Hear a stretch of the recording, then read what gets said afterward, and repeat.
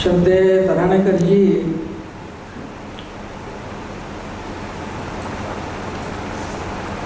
स्मृतियों के संकलन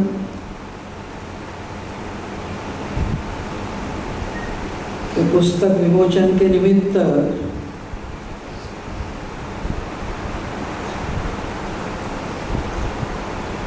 आज के इस भावपूर्ण कार्यक्रम में मंच पर उपस्थित मध्य भारत प्रांत के प्रांत संघचालक अशोक जी,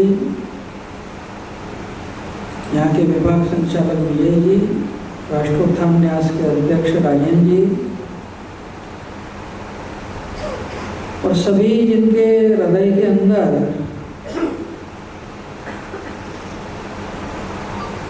तराणेकर जी के जीवन के विभिन्न प्रसंगों की स्मृतियाँ आज भी विद्यमान हैं। ऐसे सभागार में उपस्थित सभी बहनों तथा भाइयों,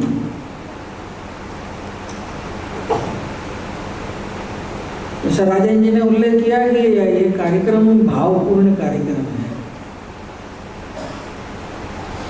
और समस्या रहती है कि भाव रहता है तो भाषण नहीं हो सकता।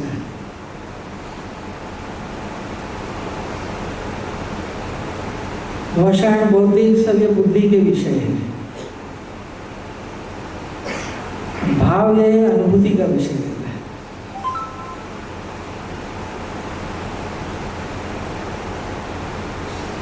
और इसलिए बड़ा कठिन रहता है।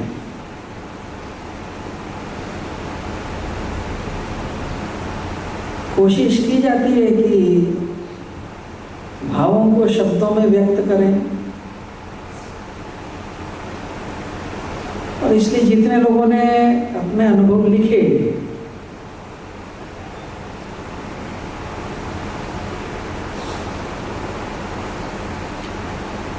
तो भाव जब शब्द में व्यक्त होते हैं तो बहुत अल्प मात्रा में होते हैं, लेकिन इतना ही कि उनसे एक संकेत मिलता है।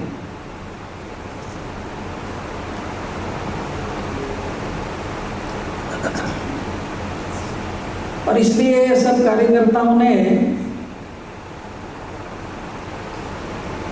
कुछ कार्यकर्ताओं ने लगातार आग्रह किया और कुछ कार्यकर्ताओं ने फिर से अपनी स्मृतियों को पुनर्जागृत करने का प्रयत्न किया, कुछ उसको शब्दबद्ध करने का प्रयत्न किया। तो उसका एक संकलन आज ये विमोचित हुआ, एक अच्छी बात है।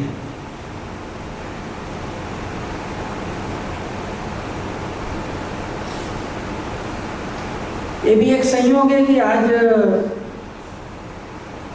इस कार्यक्रम के पहले डॉक्टर जी की प्रतिमा का यहाँ अनावरण किया। उस प्रतिमा के नीचे डॉक्टर जी के बारे में जो एक गीत है उसकी एक दो पंक्ति लिखी है। हम सभी का जन्म तब प्रतिबिंब सा बन जाए। बस इतना ही लिखा है उसके अंदर।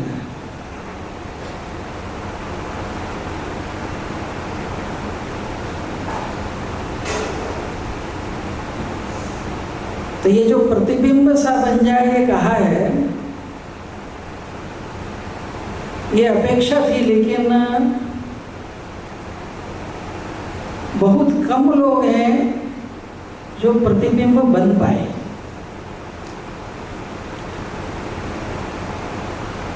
और इसलिए डॉक्टर हेडगेवार जी के प्रतिबिंब स्वरूप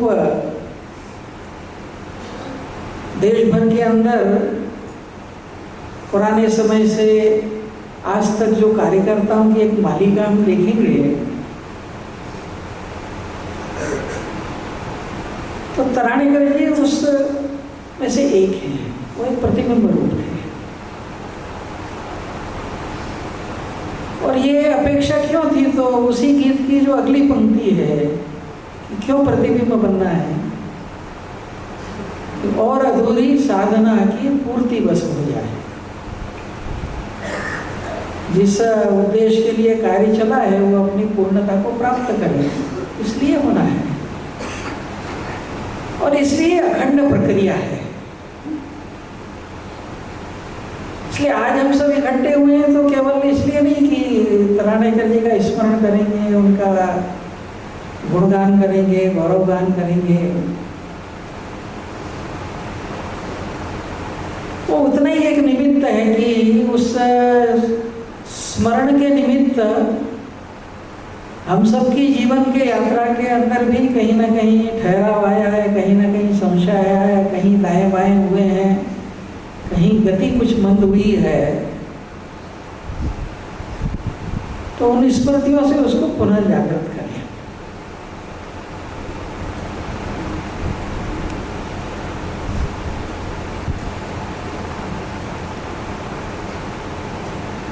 इस पुस्तक में संस्मरण है और हर संस्मरण की अपनी एक विशेषताएं रहती है।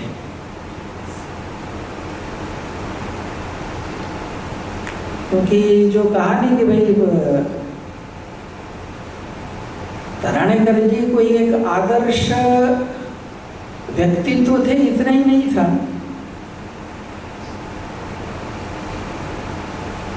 या वो समाज जीवन से समरस थे, राष्ट्र जीवन से समरस थे, अपना उन्होंने कुछ नहीं रखा, अपना सब कुछ दान मान सब इस कार्य के लिए विलीन कर दिया, इतना मात्र ही नहीं था, वो उनकी वैयक्तिक साधना थी।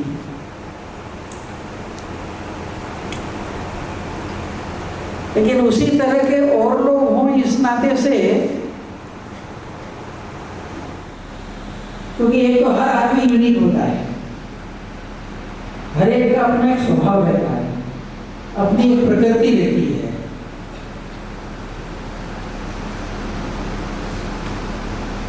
तो जब उसको हम डील कर रहे हैं, गढ़ रहे हैं, तो उस समय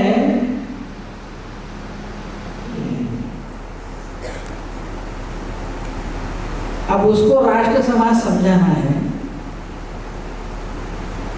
तो केवल मेरा समझाना पर्याप्त नहीं है। उसका जो स्वभाव है, उसका जो व्यवहार है, उसकी जो भाषा है, उसको झेलने का मन भी चाहिए। कई बार आदर्श लोग रहते हैं, लेकिन बड़ी प्रॉब्लम रहती है कि आदर्श आदमी सहन नहीं कर पाता, और आप सहन नहीं कर सकते तो जब हम कहते हैं कि भाई वो इसमें सफल हो गए, तो सफल हो गए इसका मतलब है कि सहन करने की उनमें अपार क्षमता थी। और एक दूसरी एक और बात रहती है कि केवल सहन करने का गुण इतना ही पर्याप्त नहीं होता है, उसके कारण प्रतिक्रिया भी नहीं आना चाहिए मन के अंदर, क्योंकि व्यक्ति गठन की प्रक्रिया कोई एक दिन की नहीं रहती है, एक लंबा काल लगता है। और इसलिए इस पुस्तक के सारे संस्मरणों में पढ़ोगे, पढ़ने पर ध्यान में आता है जितना भी संकलन हुआ है, आइसबर्ग जैसा है, मैं कहता हूँ छोटा सा टुकड़ा कुछ इस पुस्तक में आया है, बाकी अनंत तो अभी लोगों के मनों के अंदर होगा। लेकिन उसमें देखेंगे कि सभी प्रकार के विविधता युक्त है, और इसलिए वो जो एक विषय था कि अपने जीवन के अंदर वो 100% आचरण में उन्हें उतारा, और जो विवेकानंद जी कहते थे कि भाई बी एंड मेक, स्वयं बने और लोगों को बनाए। डॉक्टर हेडगेवार ने वो जो वाक्य था उसको एक साकार रूप दिया कि कैसे बनना और कैसे बनाना।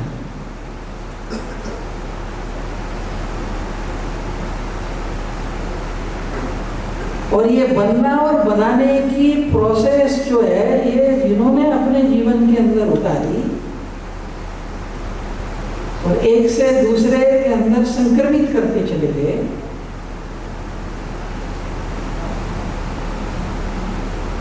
सब मालिकाओं के अंदर और तराणीकर जी का एक विशिष्ट स्थान है।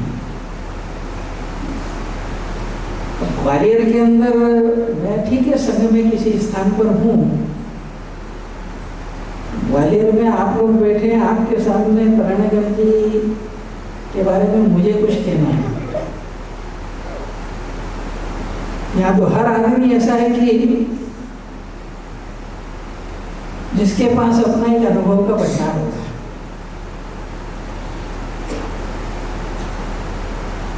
और अपने ऐसा कहते हैं कि प्रकृति ने मनुष्य को इस दुनिया में जी सके इसलिए व्यवस्था की है, एक उसको स्मरण की ताकत दी है, उससे याद रखता है, और एक विस्मरण की शक्ति दी है, उससे भूल जाता है। लेकिन ऐसा कहते हैं कि जो भूल जाते हैं वो समाप्त नहीं होता है। हम में से हर एक के अवचेतन का एक इतना बड़ा डाटा बैंक है जिसमें जन्म जन्मांतर की, हर दिन की, हर क्षण की स्मृतियां संकलित है, संग्रहित है, वो पड़ी रहती है और समय के प्रभाव में हम भूल जाते हैं। जब कोई निमित्त बनता है तो वो जो संग्रह है उसमें से सब उभर के सतह के ऊपर आ जाता है। मैं समझता हूँ कि आप जितने यहाँ हॉल के अंदर बैठे हुए हैं और जो कुछ चल रहा है तो सबके मनस जगत के अंदर, हम सबके अवचेतन के अंदर जो स्मृतियाँ पुरानी हमारी अनुभव की हुई या हमने सुनी हुई जो है वो फिर से अपनी सतह के ऊपर आ रही होगी। उन सब का स्मरण करते चले, उसी में से प्रेरणा मिलती रहेगी।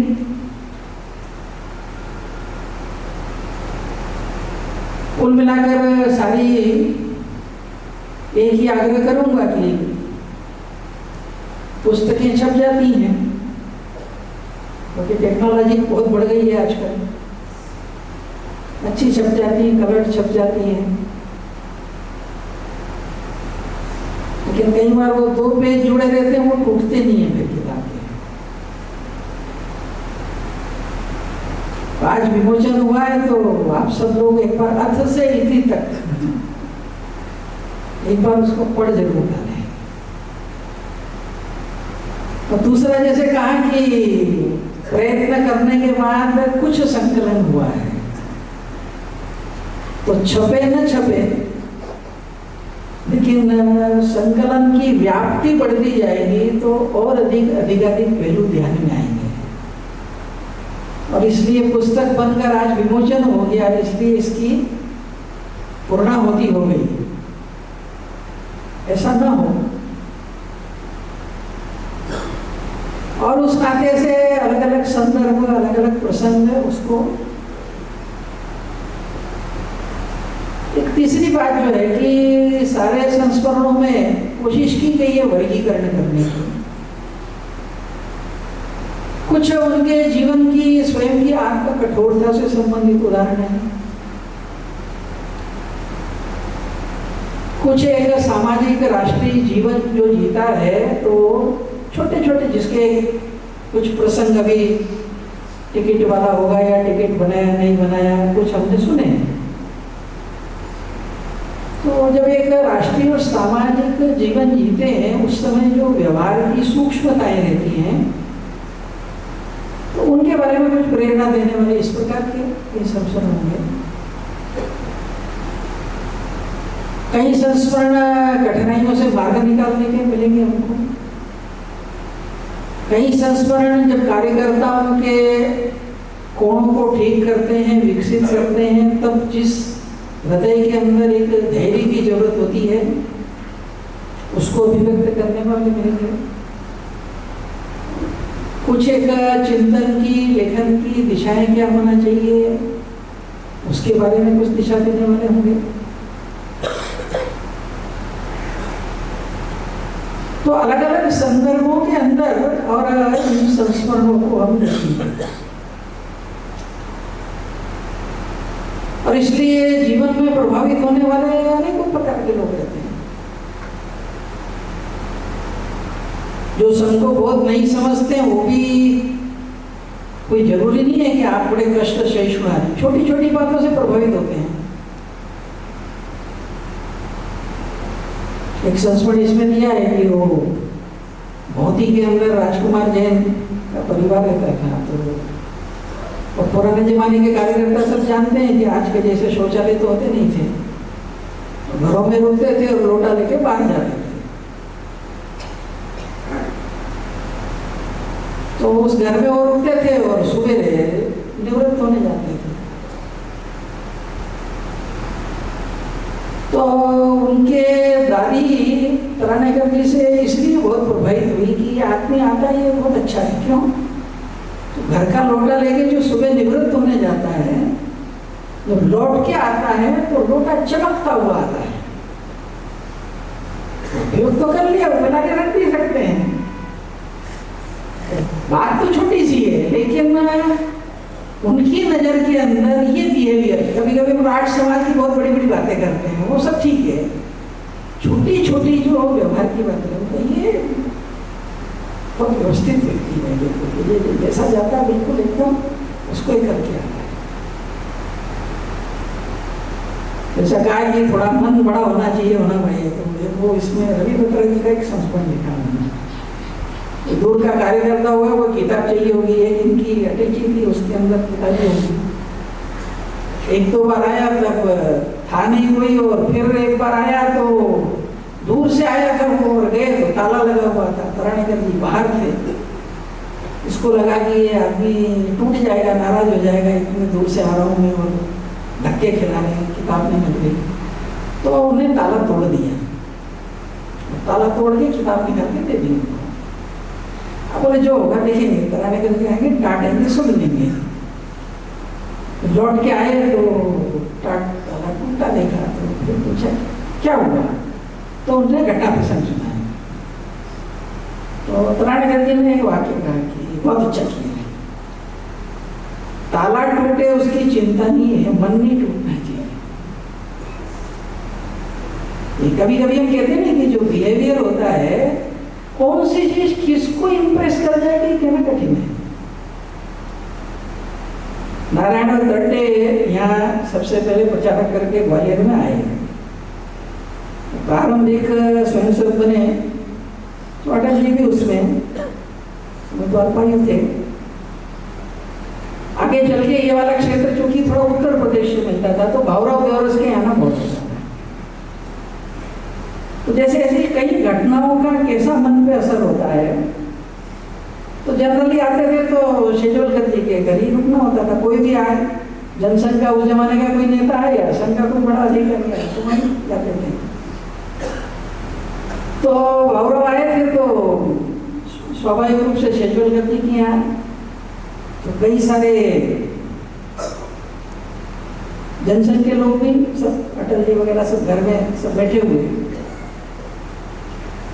उस जमाने के हिसाब से शेजवलकर जी का बड़ा संपन्न परिवार था, तो जो घर में नौकर था वो सबके लिए चाय लेकर के आया। तो चाय वो कप और प्लेट में थी, तो इतने में वो बैलेंस थोड़ा एक बिगड़ गया, तो एक वो प्लेट और कप से वो टूट गया, वो चाय सब फैल गई।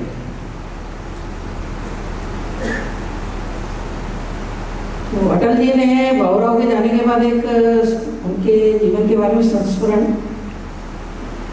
आलेख लिखा, उसमें इसका उन्होंने उल्लेख किया। वो घटना तो उस जमाने की, और ये लिखा उन्होंने जब शायद प्रधानमंत्री तो खैर बाद में बने, तो भावराव के जाने के बाद उसी दशक के अंदर है। तो जैसे वो कप टूटा और चाय गिरी, तो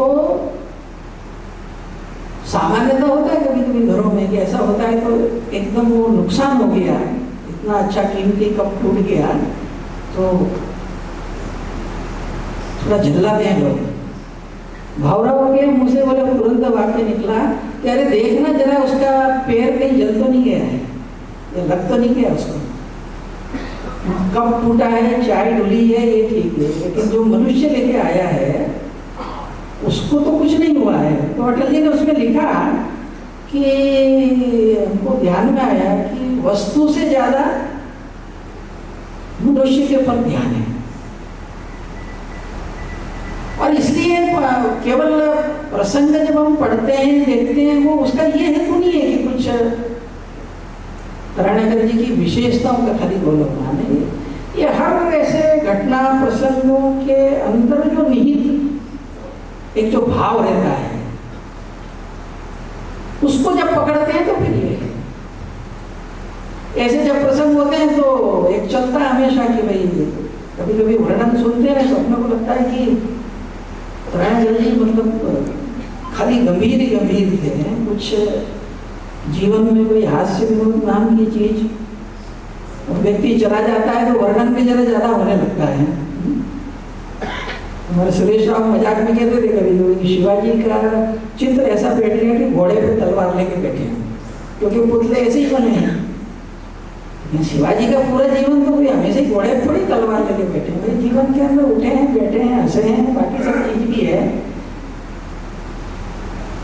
तो कभी कभी कुछ स्वयं के संदर्भ में भी क्या क्या होता है तो विनोद इकट्ठा करते थे। उस जमाने में पोस्ट कार्ड आते थे, पोस्ट कार्ड के ऊपर आदमी पता लिखता है, तो नाम भी थोड़ा टिपिकल था, लक्ष्मण राव तरानेकर। तो ये जो लिखने वाले लोग गांव का कार्यकर्ता, वहां का कार्यकर्ता, तो अब ये तरानेकर पूरा समझना, तो वो अपने को उसको जो समझ में आया वो लिखता है उसमें। तो वेराइटीज होती जाती है उसकी सरनेम की। तो ऐसे सब पोस्ट कार्ड उन्होंने वो जो वेराइटीज थे अलग अलग काट काट के रखे थे, सबका उनका एक बंच बनाया। और मुझे एक बार बताया कि देखो क्या क्या लोग कर डालते हैं, तो हमने लिस्ट पढ़ी हो। तो पहला तो तरानेकर, फिर तरानेकर, फिर एक तराणकर, एक तर्राणकर, एक ताड़ेकर, एक तोड़कर, एक टेढ़ेकर। तो मैंने कहा ये तोड़कर तो जरा ज्यादा ही हो गया तरानेकर, क्योंकि वो आपके स्वभाव में नहीं है।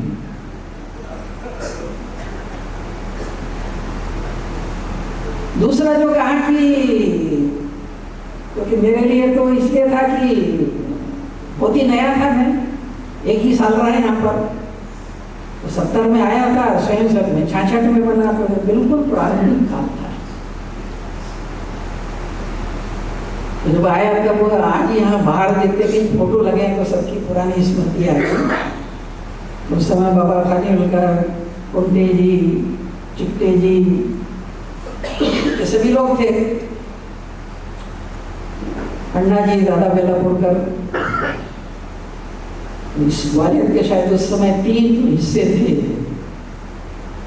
ये जो लश्कर था उसके प्रमुख गोपाल जी बांदिल थे, और ग्वालियर के बाबा केशरी थे, और मुरार में बनारसी दास जी थे, और काशीनाथ मोगे ठाटीपुर मंडल वगैरह का देखते थे।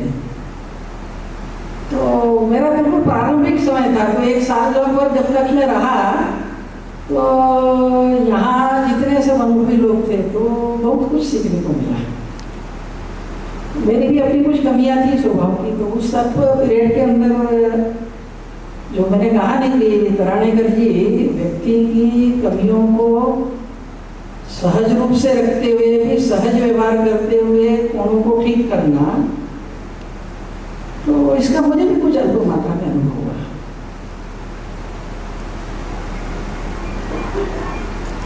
उचित समय पर, और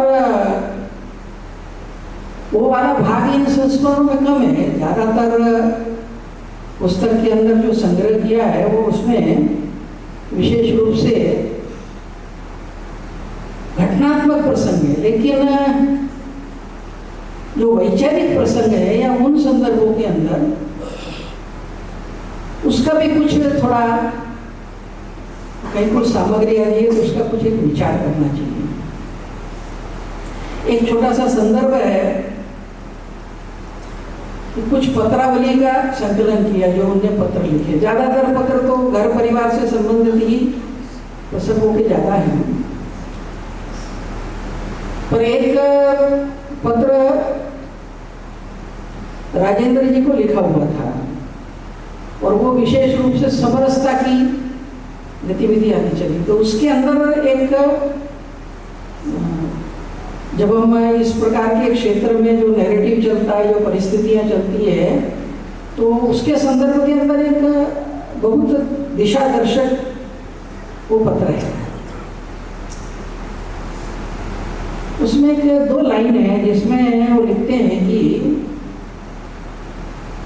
बुद्धि अहम के ऊपर चोट होने पर, अहम के ऊपर आघात होने पर चोट करना चाहती है। जब हम तर्कों में फंसते हैं ना, जब जिस समय, तो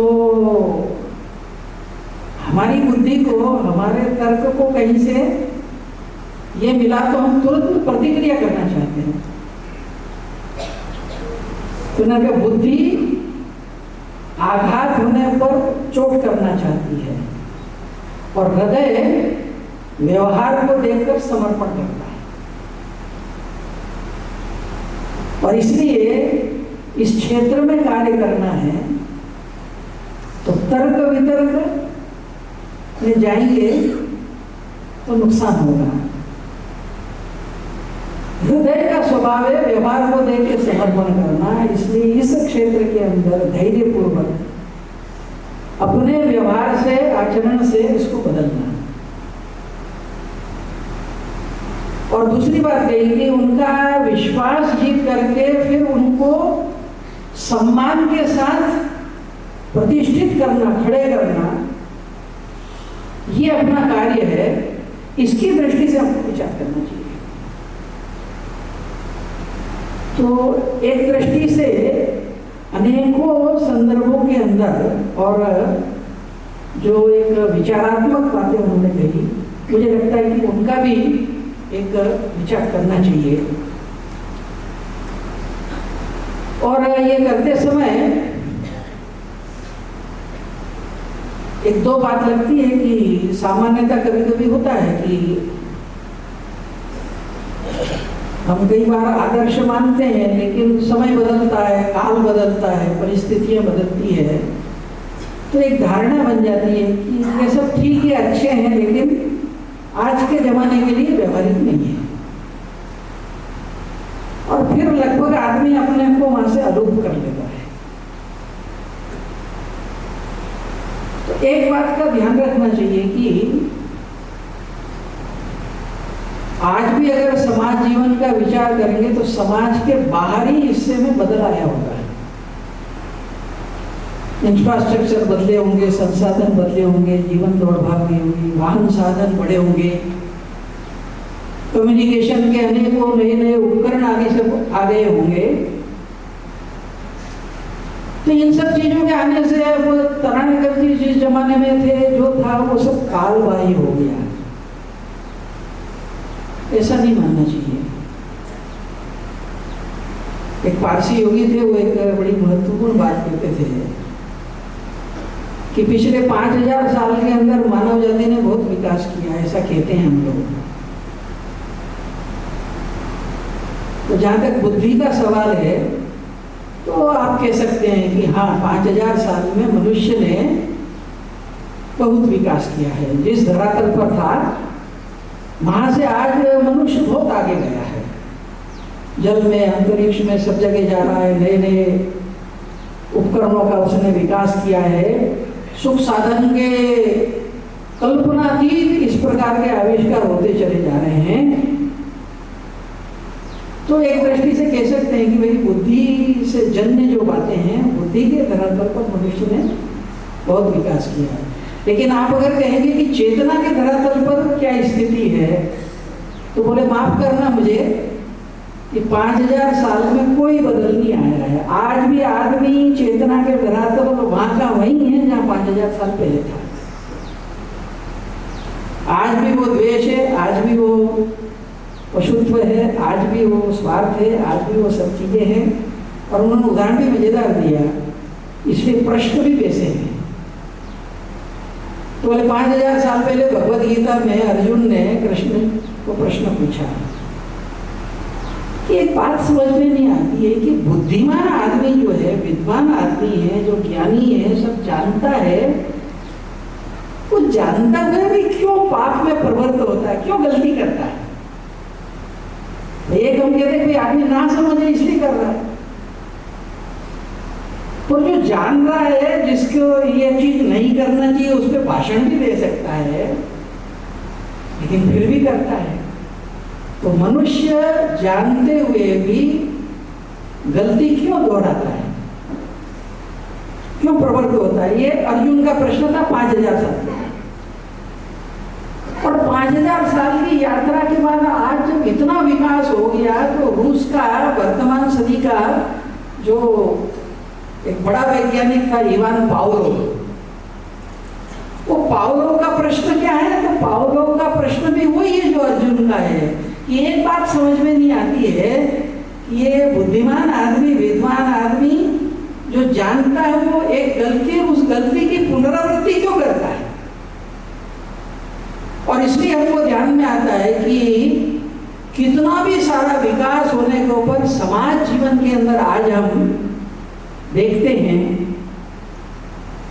तो जीवन मूल्यों के स्तर पर, आत्मीयता के स्तर पर, भावना के स्तर पर हम देखेंगे कि बजाय विकास होने के क्षरण हुआ है। और इसलिए इस पुस्तक को पढ़ते समय ये भी नहीं आना चाहिए कि ठीक है उनका, अनिल जी ने कहा नहीं कि अनुकरणीय क्यों नहीं, तो वो जितनी कठोरता से रहते थे वैसा नहीं रह सकते, लेकिन जब अनुकरण की बात आती है, मतलब शब्दशः वैसा नहीं रहता है, उसके पीछे के तत्वों को, भाव को पकड़ना। और इसलिए जो वो एक विषय था कि तरानेकर जी ने कार्यकर्ता गण, मतलब ये नहीं, तो उसकी चेतना के स्तर को उन्होंने एलिवेट किया, उसको उन्होंने बढ़ाया। वो जिस जगह था वहां से वो संवेदनशील बने, वहां से वो समाजोन्मुखी बने, वहां से वो राष्ट्र के लिए इस प्रकार के भाव का बने। मैं समझता हूँ कि ये शाश्वत है और आज शायद उसकी और ज्यादा जरूरत है। और इस नाते से उस जीवन का ये चिंतन और फिर स्मृतियां वर्तमान समय के अंदर हम उन सारे गुणों को, उन सारे जीवन मूल्यों को, उन सारे तत्वों को, उन सारे व्यवहारों को आज की भागदौड़ की दुनिया के अंदर भी किस प्रकार से व्यवहार कर सकते हैं, क्या उसके मार्ग निकल सकते हैं, इस दिशा के अंदर मुझे लगता है कि और चिंतन करने की आवश्यकता है। कुल मिलाकर इन सब तपस्वियों की तपस्या के कारण देश की मानसिकता में भी बदल आ रहा है, विश्व के अंदर भी बदल आ रहा है, और विश्व के अंदर भारत की स्थिति में भी बदल आ रहा है।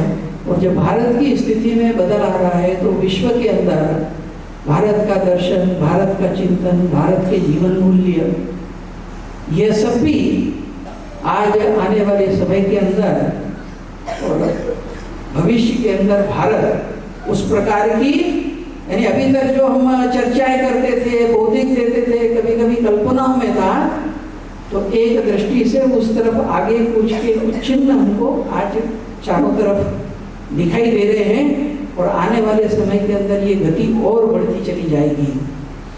और इसलिए जैसा एक देश भर के सामने एक स्वप्न रखा है कि अभी संघ के इस समय भी 100 साल होने वाले हैं और 2047 तक भारत की वर्तमान स्वाधीनता के भी 100 साल पूरे होंगे। और वो 100 साल पूरे होने तक जो एक विश्वगुरु भारत की संकल्पना और संघ की प्रार्थना में हम जो कहते हैं भारत माता की जय, उसका जो हमारा स्वप्न है, उस दिशा के अंदर देश आज गतिमान होने की दिशा में है। और ऐसे समय में आज हजारों लाखों इस प्रकार के समाज समर्पित कार्यकर्ताओं की आवश्यकता रहेगी। और इस तरह की कार्यकर्ताओं के निर्माण की प्रक्रिया के अंदर तरानेकर जी जैसे तपोपूर जीवन की प्रेरणा एक अजस्र स्रोत का काम करेगी। मैं समझता हूँ कि जिन सब ने ये सारा कार्य किया है उन सबको हृदय से साधुवाद। और इस पुस्तक का अधिकाधिक प्रचार प्रसार करते हुए और इन बातों को आज के समय के अंदर अपने कार्य के अंदर हम व्यवहार में पढ़ने की दिशा के अंदर आगे बढ़े, इसके लिए परमात्मा हम सबको सामर्थ्य और प्रेरणा दे। इतना ही निवेदन करते हुए मैं अपनी वाणी को विराम देता हूँ।